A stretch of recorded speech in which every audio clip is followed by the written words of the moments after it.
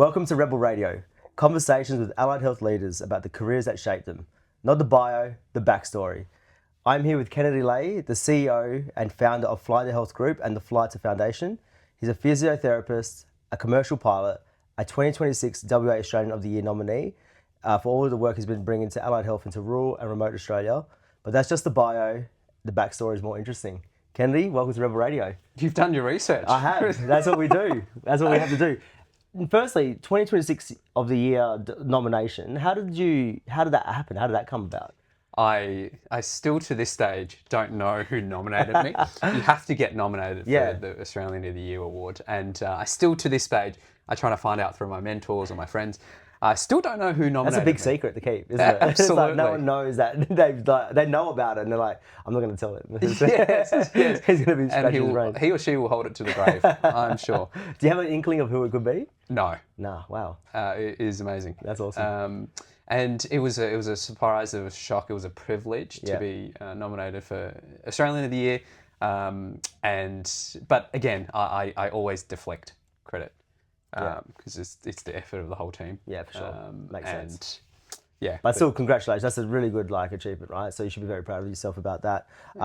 Look, man, thank you. Welcome to Rebel Radio. Firstly, I've seen your stuff for a long time, and it's a pleasure to actually have this conversation with you because your story and even doing the research, like you said, finding out more about what you have done and how you've done it is actually so fascinating. So I'm really excited to kind of dive in and find out more about yourself. But we like to go right to the back, right to the start of all of this. So talk a bit about your, I won't say childhood, but I guess high school and your early beginnings. Tell me a bit about yourself then. Yeah, it's a great place to start. I always say, what is the one childhood experience that shaped you into who you are? And for me, it's when I was born in Hong Kong and we immigrated to Australia as a family. And after we immigrated to Australia, we had very little money. Yeah. And that is the turning point for me, looking my mum and how she brought me up single-handedly. So I just remember... How old were you when you came here? I was 14. Okay. Yeah. So you could understand what was happening from a financial point of view at that point. Absolutely. Yeah. And it was a really tough time for my mum and I, right? So when I was 14, I remember this distinct memory of we couldn't afford rent, so we had to sleep at a friend's spare bedroom. And subsequently, I think after 4 weeks, they were like, we just can't have you anymore, right? Yeah. You need to move out. So we found a rental, and this was in Melbourne in the middle of winter, and we had a rental property which could just barely afford the rent, but we couldn't afford heating. So I was a 14-year-old boy in a double bed with my mum, snuggling with my mum. Yeah. And that was a real turning point of, we don't have a lot. And from there, my mum worked so hard in real estate to bring me up. Yeah. And subsequently had a really successful career in real estate. So amazing. That story really underpins, I come from a, really financially lack position. And I'm very grateful for what I have today. So that is a pivotal moment in my life. That's fascinating. Yeah, that's amazing. Do you have any brothers and sisters? Just me. Yeah, me too. Really? Yeah. Single child? Single child, yeah. Only child, yeah. I can tell. Yeah. Can you do We're nuts, man. That's amazing. And so tell me about, so obviously you moved to Australia at 14, went to school. When did physiotherapy even start? Because you studied physiotherapy, and how did that happen? Where did that come from? Yeah, I'll fast forward a little bit first. When I was a kid, my dad did a lot of traveling for work. Okay. And I would go on planes. Right. I've been on so many planes when I was a kid, when we were back in Hong Kong. Yeah. And I've always wanted to be a pilot. Okay. And I told that to my mum and dad, and they were like no, SARS, 9/11. Wow. What else is there? Just the instability of aviation. So they actually banned me from entering aviation. Wow, okay. So that was always so aviation was your passion? Yeah. Right. When I was a young kid. Yeah. And I still to this stage, even though I know how to fly a plane and the physics of it, the ability to fly in a tin can as a human being is still fascinating. Yeah, right. Wow, you just love it. I do love it. That's yeah. amazing. Yeah. But physio, I realised I was good with people, and I liked working with people. So healthcare was a very natural progression for me. So I chose physio. It was between physio and medicine, and physio came up on top. Just because I didn't get the scores I required for medicine. It happens a lot, doesn't it, in physiotherapy? Because, and I think, was there any passion for you to go into the hospital setting? Was that like something that you wanted to do? Look, I didn't know at the start. You know, every physio wants to do a sports team. You know, go work for the Geelong Cats AFL team. But as I've gone through the physio journey and the degree, it became very apparent that the sports team route wasn't the route that I wanted. Yeah. When you're younger as well, like before you got to university and I guess, started studying physio, what did success look like for you? What was the ideal, what was that metric for you? That's a really good question.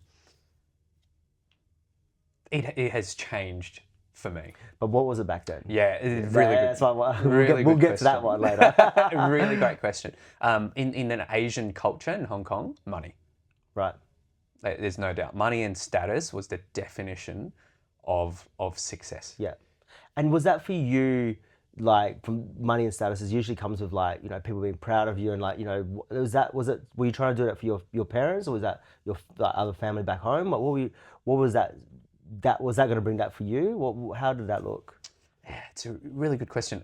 There's money status, yes, but there's also validation from your elders, right? The elders have success, and that's right. Yeah, you've hit big expectation. Yeah. Okay. My grandson is this, my grandson is that. So from a very young age, that the metric or the definition of success was drilled into me in those forms. Yeah. Talk about, Rebel Radio, right, is not just for, business owners and CEOs and allied health and just therapists. It's also for students, right? So I'd love to know a bit more about the university journey and how you kind of like, your first day at uni or kind of thing. But like, how did you kind of like, tell us a bit about university and what you experienced as well as a student. I loved uni. Yeah. Where'd you go? La Trobe. Okay. In Melbourne. Yeah. In physio degree. I love uni, and I cannot, say this, and just giving younger people advice.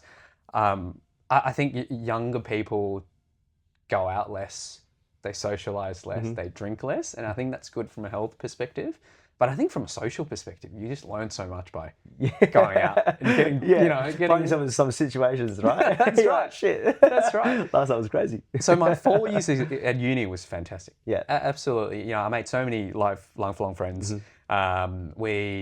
partied a lot, we worked really hard, and we learnt a lot. And it was one of the most rewarding experiences at university. Amazing. So if you're watching this, party hard and spot on.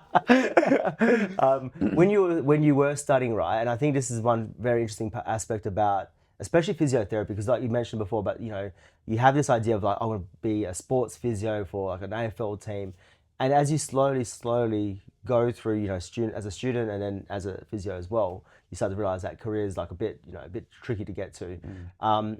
What was it when you were studying? What was the goal? Was it still always sports physio? Was that the area you always wanted to get into, or did it kind of change when you started going from first year to second year to prac and all that as well? Yeah, instead of a tangible goal I looked for throughout university and to an extent my life, it's more so about, well, what is the next thing that I can self-improve on? Yeah. Okay. And for me, that journey was, learning a unique skill in physio, finishing it, and then going, the step I took went to private practice. How do I be a great private practice clinician? And then once I've done that, I'm like, how do I become the most successful clinician in this practice? Okay. Right. And one thing led to another. Yeah. Okay. That's right. Because I'm such a goal-oriented person. Fair enough. At uni, was that like the same thing as well? Were you trying to like be like the best marks, and was that the same? Did you have that same mindset? I did. Yeah. And this is a fantastic story. There was 3 of us, 3 best friends, and we were the really ambitious 3 of the cohort. And on Instagram, we would start advertising ourselves on Instagram. We have personal pages to promote ourselves for a future physio. Yeah. And, you know, it would, I think all three of us had, you know, student physiotherapist, right? Yeah. And we would post exercise videos. We would post. What year was this, by the way? This was 4th year. No, but like, what year are we talking about? Because I don't think something like that would go viral now, and you probably It would. You'd be like the most wanted new grad in the country. That's right. That's right. Yeah. 2015, I think. 2015. Okay. 2015. Yeah. 4th year physio, and we're calling ourselves student physiotherapists, and you know, giving exercise advice, not physio advice. And one day at uni, we all got called into the principal's office, in the physio department's office, and I remember she was like, "Oh, this is not acceptable. You guys are pretending to be physio, but you guys aren't graduated. You need to take down your Instagram immediately." Right. And I think that was the moment of, that was the moment of, wow, like we're trying to further our career by positioning ourselves as great applicants for future jobs. But here I am, we're getting shut down to this idea. So I thought that was a really interesting. That's a great story, because if you think about what they're thinking is like, it's such a negative for you to be on social media when it's actually such a positive for you to, like, you know, brand yourself and sell yourself as a, you know, potential great candidate. Yeah. You know, and they just didn't understand. They just couldn't get it. Yeah. Yeah. Tell me about the last year of university and, you know, moving into that new grad phase. Like I said, a lot of students watch this, so they'd be very interested about, you know, a lot of 4th years as well, like wanting to get into that first role. What was it like for you and finding your first job? I landed. Was the Instagram page still going then, or was that still shut down? I had to delete it. I signed my contract in February of my 4th year university. Oh, so really? I got a job 11 months before I graduated. Talk about that. How did that happen? I was always a very proactive professional development seeker as a student. So I would go to all these networking and professional development events. Yeah. And I met my future employer at one of these PD events. Yeah. And we had a couple of coffees, and fantastic leader in their own journey and business. And he offered me a job. He offered me a contract to start in 11 months' time, which I'm eternally grateful about. Yeah. And that was the product of going out and networking and being proactive. Amazing. Yeah. I love that. I'm a big believer in that as you know, as the founder of Rebel, and I love events and networking. I just think it's such a great way to, you know, sell yourself and meet people, and the fact that you did that, and I think even the fact that an owner or even like a manager said, we want to hire this person 11 months before they would have known straight away that you're a good fit for the company. Yeah. Right? There's obviously a lot of reservations though, right?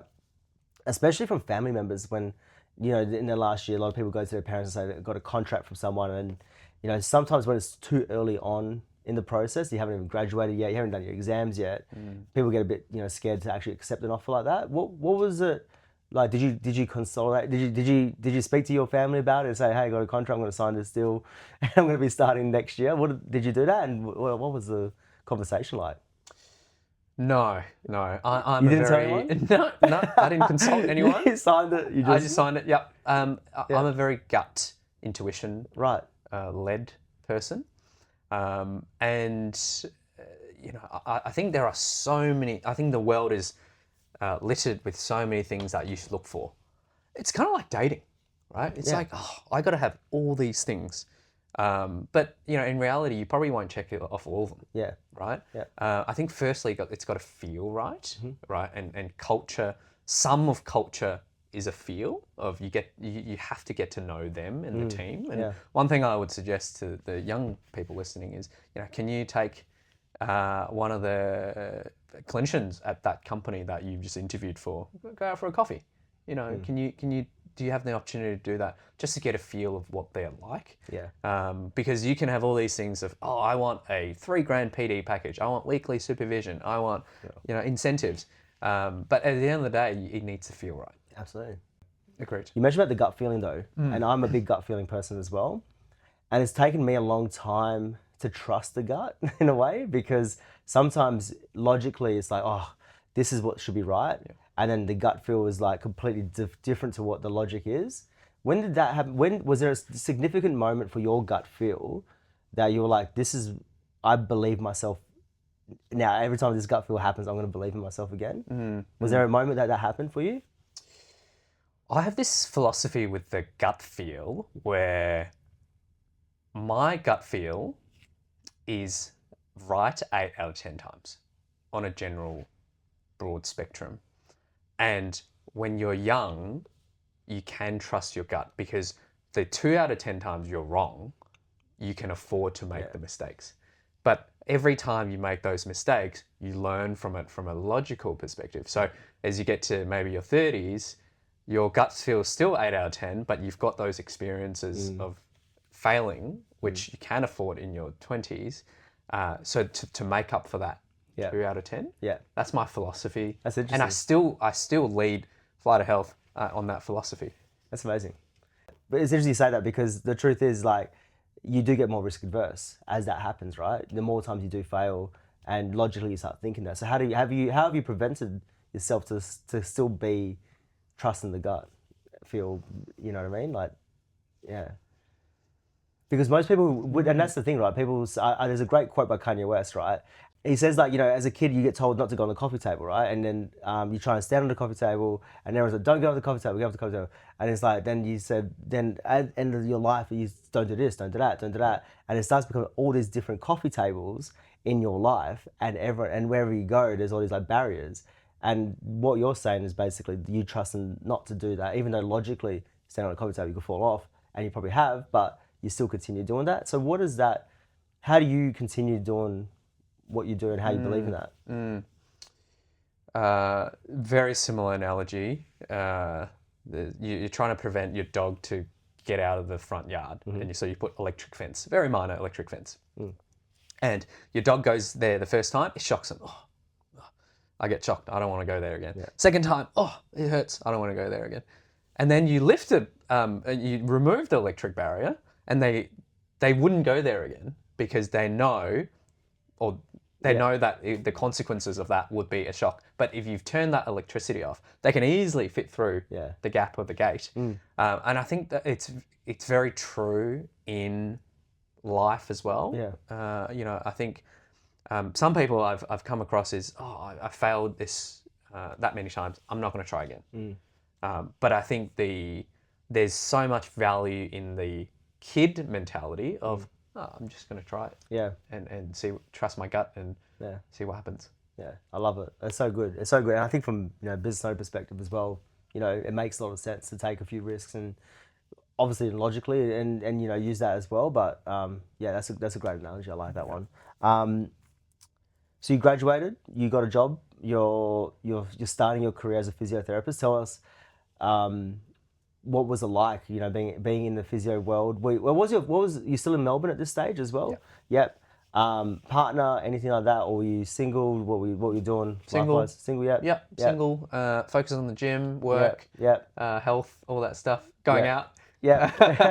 as young 20-year-olds do, right? Absolutely. Yeah. Yes. Work consumed a lot of my life in my new grad year.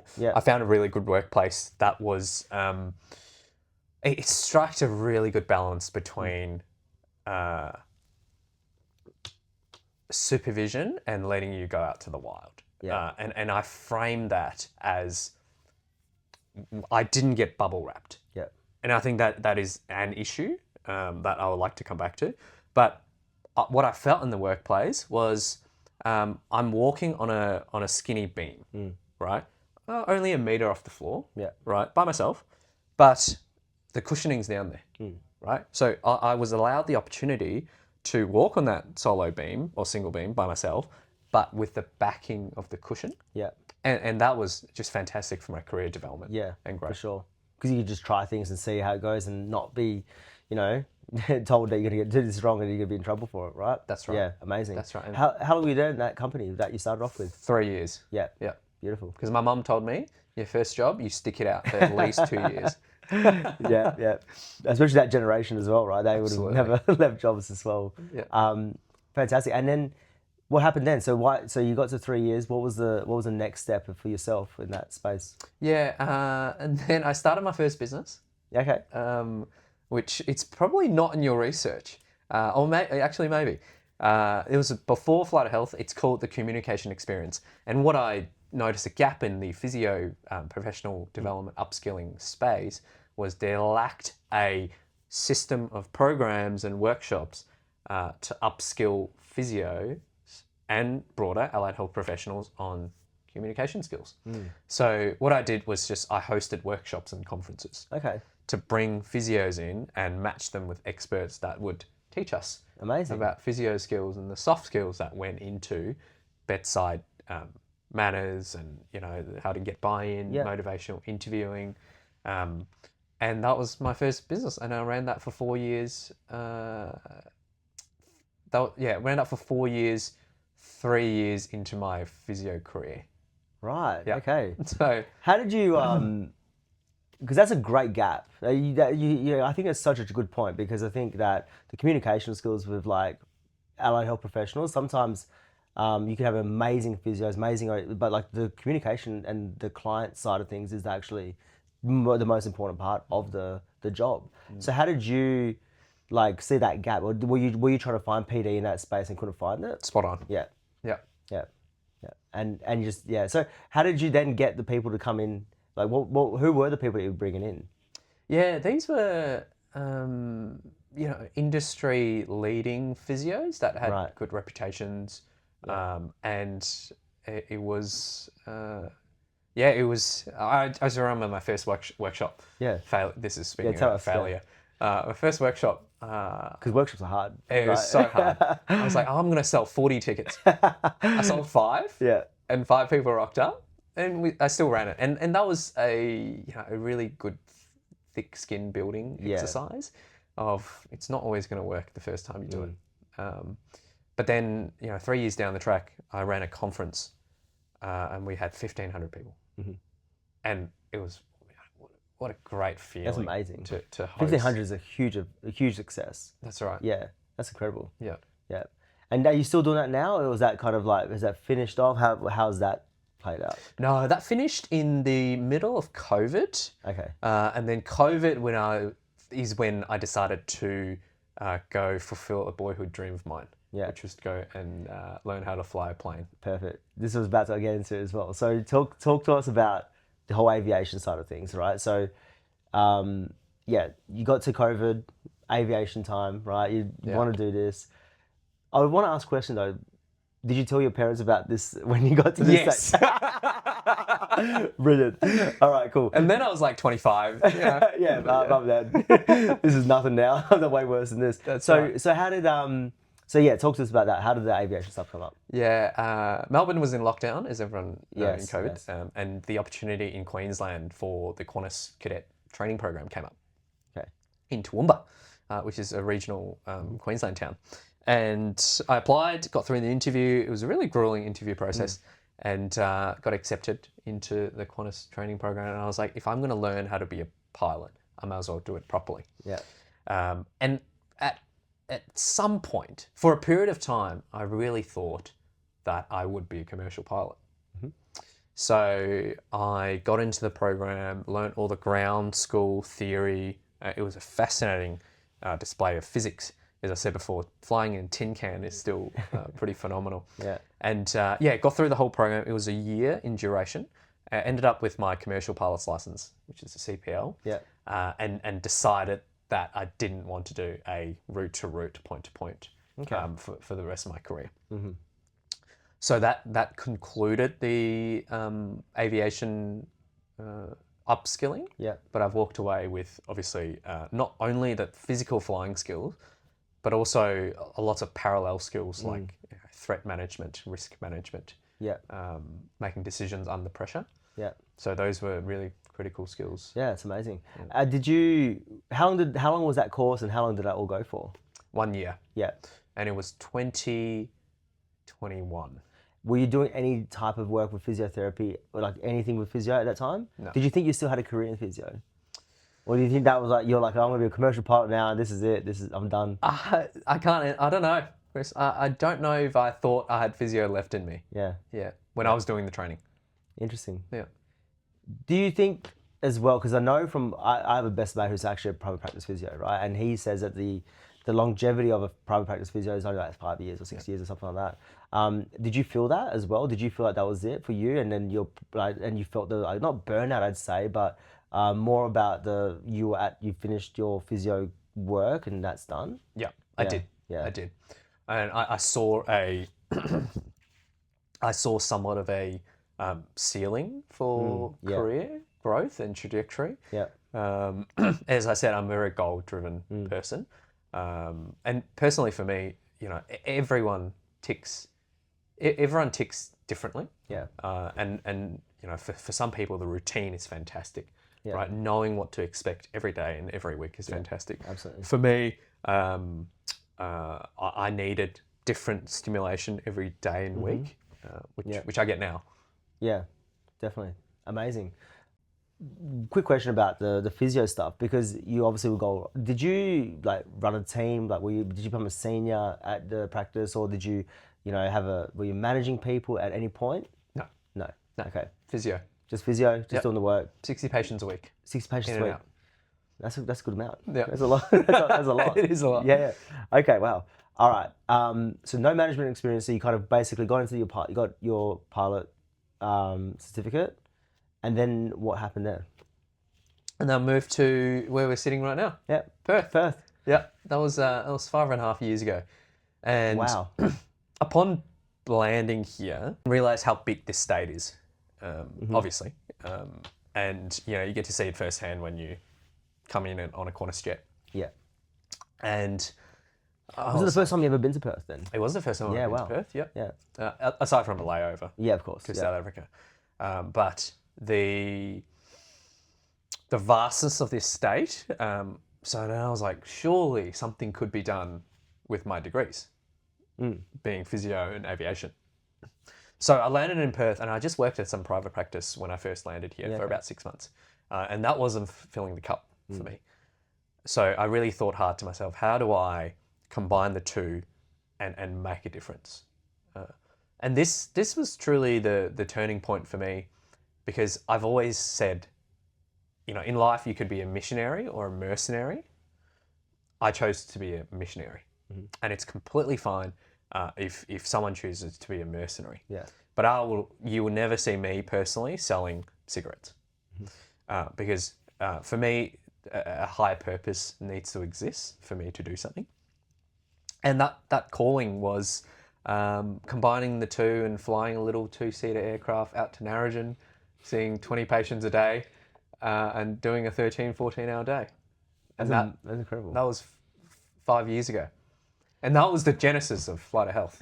Wow, that's incredible. So you were the only person. You were Fly2Health, right? Yeah. So how did you get the flight? How did you get the plane? I just rented it of Janicott. Wow. And you rented it, so you kind of obviously were done the calculations, going like, this is how much I have to pay, going out there, make this much, blah, blah. Yeah. That was it. And I broke even.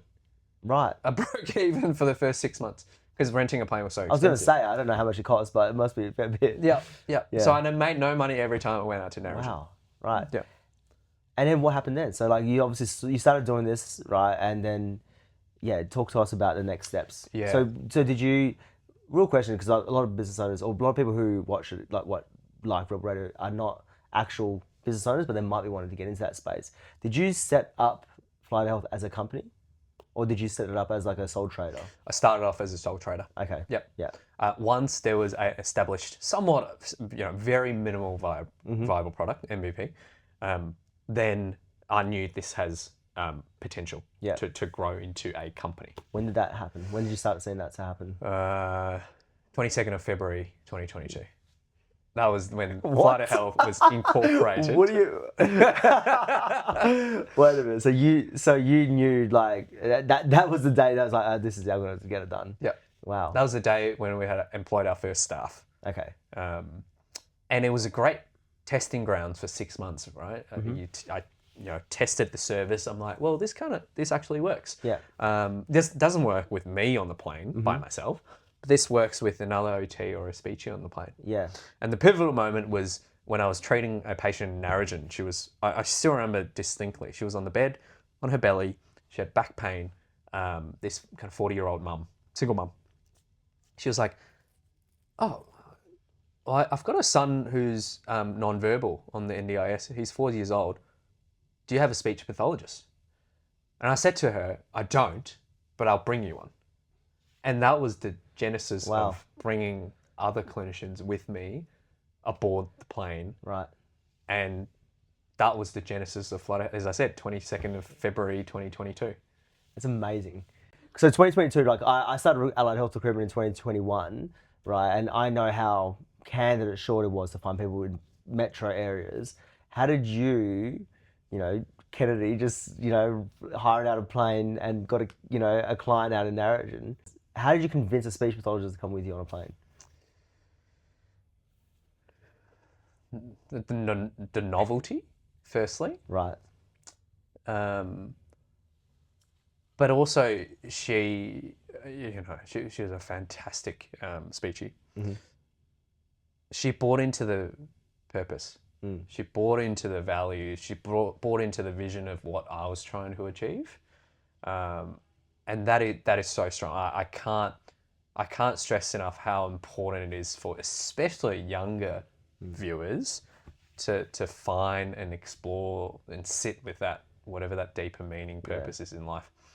And she bought into it. Yeah. And she was willing to take a punt on me to come flying with me in a four-seater plane at that point, to come deliver services to me because it was meaningful to her, and it was novel. That's amazing. I keep saying amazing because it's actually an incredible story, right? What was it at the time as well that was a bigger purpose for you? I'm very lucky in that I fell into my purpose by combining the aviation and the healthcare, and to deliver a gap in regional remote Australia. But the purpose and the higher purpose is solving a real problem that exists in the bush. Is why I get up every day. Yeah. Yeah. So 2022, February 2022, and you've got one speechy, it's yourself. How did you start to grow this business that is what it is now? Lots of hard work and late nights. What about I guess getting clients in that space, and and also it was obviously just Narrogin. Then how did it start to grow from that one location to other areas, and what happened over this time? Yeah. For the first 2 years at Flutter2Health, the marketing budget was zero. We didn't do any marketing. It was purely all word of mouth. Yeah. And it was pretty amazing. There was such a critical shortage of allied health professionals in regional remote communities that once they hear, someone's going to come consistently to my community, where do I sign up? Where do I sign on that dotted line? Yeah. And word just got out very quickly of, Flutter2Health coming every Tuesday fortnight, and they bringing a speech here and an OT. Book me in. Yeah, right. And that just replicated town after town after town in WA. And we grew to about 25 staff in WA within 12 months. Wow. It was such a quick growth journey. And then, the rest, it's the same problem exists in other states. I don't think I know you said 25 people over 12 months, right? Like, I think that's a very underestimated number. This is 2023, 2022? 2022. Like 25 people, I don't think many businesses were hiring 25 people in metro areas, let alone in rural and FIFO, right? That was actually a really high number. Yeah. If you think about it from that perspective. That's a great achievement. Yeah, it really is. What were some of the roadblocks that you were finding yourself, especially from not just from the allied, or not from just the healthcare perspective and going into these areas and trying to service them, but also from the aviation perspective, and because was it just the one plane that you guys were using, and how many planes did you start to get? Like, how did that happen? Yeah, spot on. The reason why no one's been able to solve regional remote healthcare, it's hard, right? You throw in obviously the distance, but then you throw in the logistics that goes with it. you throw in the unpredictable nature of travel, whether that's commercial airlines travel or running our own planes. Yeah. So there were many roadblocks. Yeah, There I can were imagine. many, many roadblocks. And then you throw in Mother Nature weather as well. Especially like Northwest as well, right? Where there's cyclones and, all that kind of stuff too. That's right. Yeah. That's right. So it was really, really hard. Yeah. You mentioned before, no marketing, right? And you just grown your team like to 25 people. Like I said before, it's huge. It's like an amazing number in the year of 2022. How'd you do that? I come back to the previous point of I've set up the organization with such a strong set of mission and vision with what we're trying to achieve, underpin that with a very strong set of values that brings the team together to, well, we're at the bottom of the hill, let's go up to that mountain together. Yeah. And that has and will always be the secret sauce at Fly2Health. And people continuously join us for that exact same reason, is that higher purpose of, wow, I get to make a difference and be rewarded through rewarding work by doing it in regional remote communities where there are no services. Yeah. I was about to ask that question, like, why is it more rewarding? The fact that there's no, services there, you get to go out there and be that people to do that service. When did you move and transition from therapist doing this, and are you still flying planes as well? No. No? Yeah, already. You're done with it. No time. So when did it transition? And also, two questions. When did it transition from you moving from the therapy, but what went first? Was it the pilot or was it the physio? What stopped? It's a good question. Pilot went first. Okay. Pilot stopped first. Yeah, pilot stopped first. I still wanted to be a clinician because I wanted to be relevant Okay. and relatable to our clinicians. Okay. Because I'm a clinician, I understand the day-to-day expectations of being a clinician. Well, you're on the ground, right? You can understand what's actually happening. Absolutely. With their day-to-day work as well. Yeah, absolutely. And it was about 2 years ago when I stopped both. Okay. So for the last 2 years, So 2024. 2024. Yeah, cool. And what is something that people, let's be real, you are a pioneer in this industry, and you mentioned a bit before about, I guess, starting Instagram when you're at university, and I've had a conversation with a few people as well outside of this, and they said you are a disruptor. That's the word that gets brought up about yourself, and I don't think it's a negative thing. I think it's a fantastic thing, because there's not one else doing what you're doing, servicing people who really need the therapy more than probably a lot of people in Australia, right? So, being a disruptor in the market. Tell people about that, because I don't think people just see you, Kennedy Lay, CEO, owner of Fly2Health, but talk about, I guess, behind the scenes of, what you've done. How does it feel to be, doing what you're doing? I need to think about this answer. It's a really good question.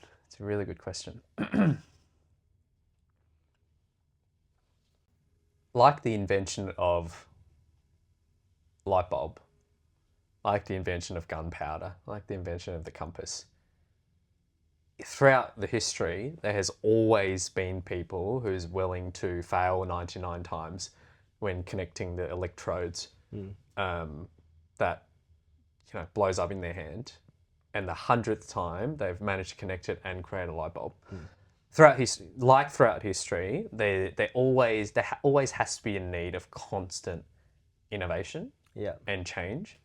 And my view of a disruptor is, I don't want to disrupt just for the sake of disruptive being different. That's not the point. Yeah. The point is, how do we, as a society, keep innovating so that we become better, in our case, provider, to our clients, who's the end user, who's the top of the...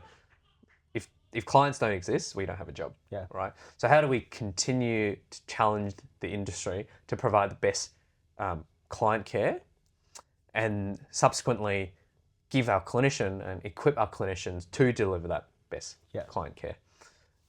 and I think that is the definition for me as a disruptor, is the constant innovation and the cocoon to the butterfly.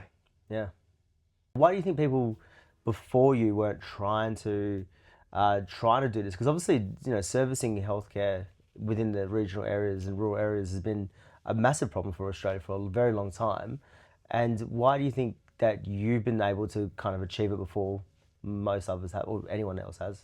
Not because as a collective group at Fly2Health we're smarter. No. Not because of that.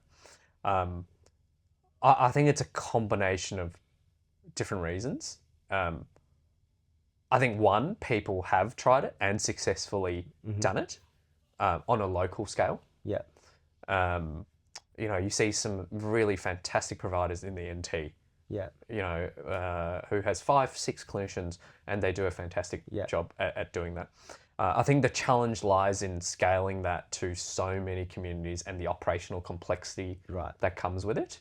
And it is also about the focus and the discipline of the North Star. And the North Star for our organisation is we only focus on regional. So we want to do this the best we can. Yeah. So all that's your niche. That's right. Yeah. That's right. So we're like, how do we figure this out? Yeah. So I think it's through a combination of different things: persistence,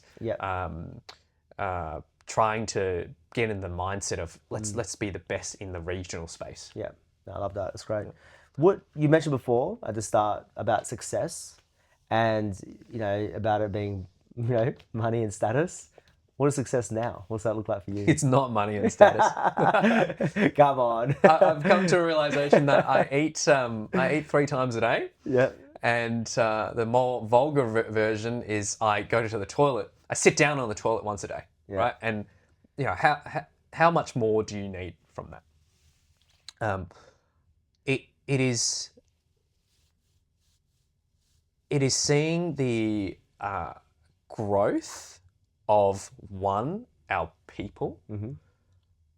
I get emails, I get texts, I get verbal communication from our team of, wow, like I have learned so much from this workplace.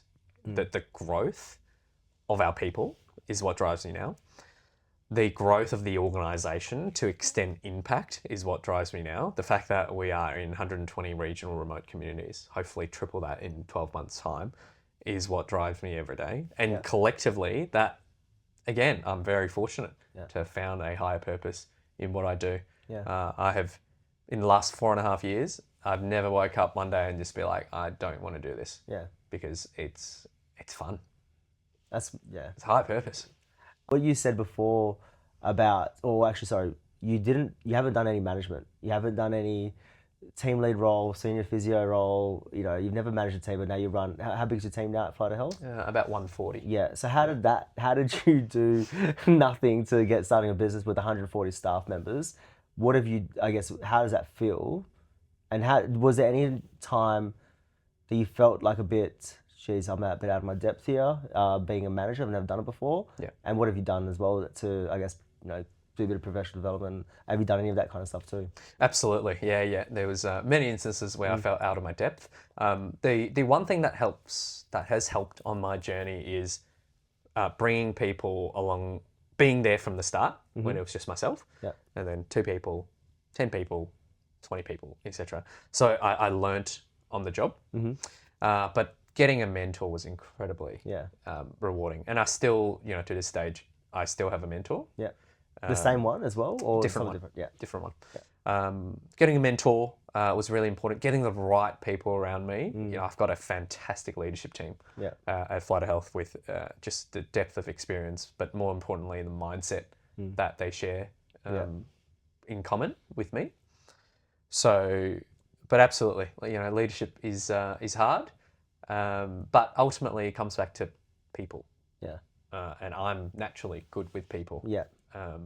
And one of the things I harp on a lot at Fly2Health is we just need to do the right thing, whatever it is. Just do the right thing. Follow your moral compass. Yeah. If you could speak to yourself at the start of your career, and like let's just say you go back to Kennedy, your first day of being a physio, what would you tell them? Like, what would you say I guess from an advice perspective, but like also like just kind of like, where they're at that time as well. Maybe from a personal level too. I would say to a younger first year out physio graduate Kennedy, I would say take more risks. Right. Yeah. Just Do you think you played it safe back then? no. No. No, not at all. But you said that you done more.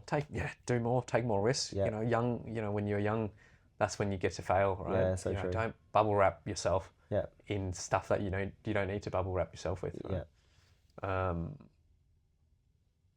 Yeah. Take the opportunities. A lot of talk right now in the market. A lot of conversation on NDIS, a lot of conversations like Thriving Kids, everyone's, talking about it on social media and rightly so, obviously. What's your take right now on the market? Obviously, you have a bit of a different perspective from like a metro area versus, doing regional and rural areas. What's your take on it? I think NDIS, the purpose behind NDIS is that it is ultimately the best social welfare program in the world.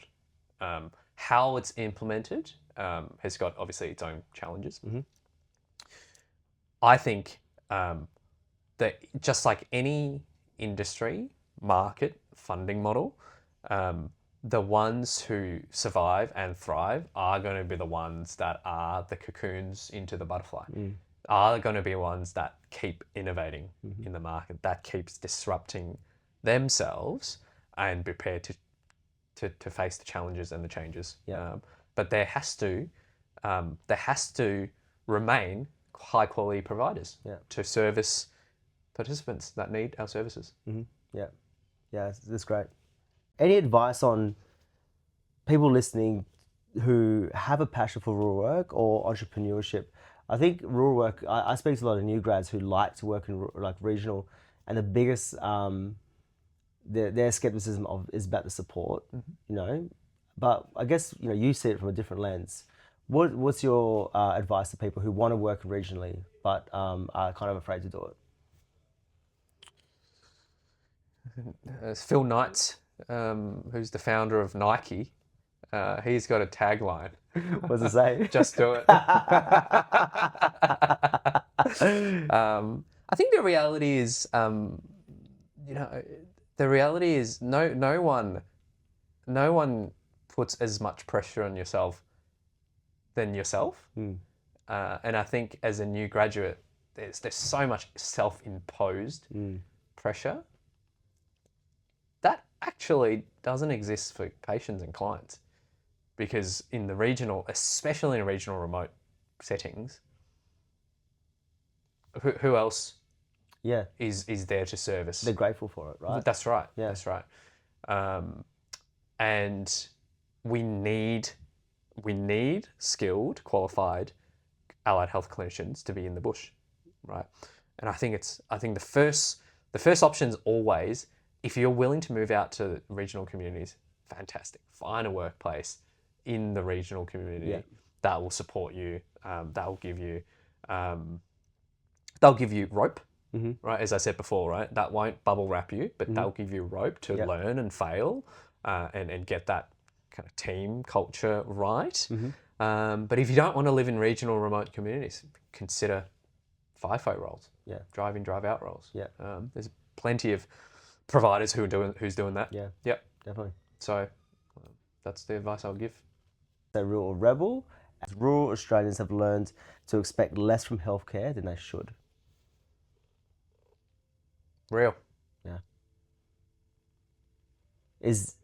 Elaborate. Anecdotally, we've heard clients say city clinicians are more skilled. Really?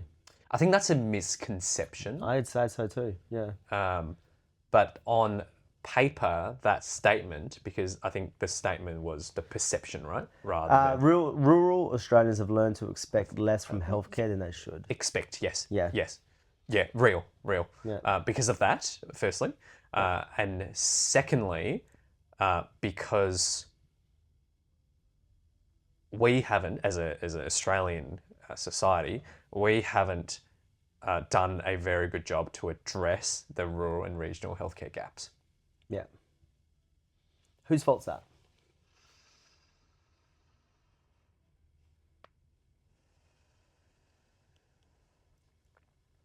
Everybody's. Yeah. Workforce shortage. Mm-hmm. There's an argument with immigration or migrants. Mm-hmm. There is a whole lot of different macroeconomic factors that drives people either in or out of regional communities. Yeah.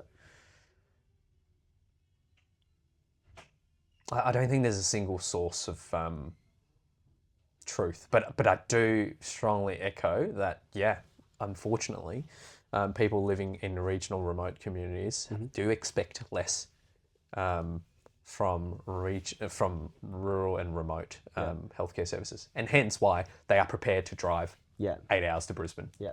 Yeah. No, great. That's a great answer. Yourself, Fly2Health, tell us a bit about, where you guys are at right now. What's to be expected with you guys? I know you got some really amazing things happening as well. Tell us a bit about what you guys are doing right now. There's two important taglines at Fly2Health, and I will always hold true to this. One is we go where no one else will, and it comes back to it's too hard. It's too hard to go to Bellawheeler in Queensland. It's too hard to go to Walloona in WA. We will find a way to get there, and that is our promise to Australians. That's number one. We'll go where no one else will. The second one is we are creating the best allied health workplace in the industry.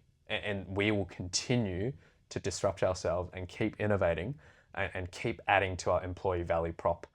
If you want to do regional work, we want to become the best workplace for allied health clinicians. Amazing. That's a great tagline. I love that. We're very no excited. One else goes. That's a good one. Yeah. That's a really good one. Kennedy, for me, it's been an absolute pleasure to have you on Rebel Radio. You embody pretty much what we want as on Rebel Radio, the people we want to get on.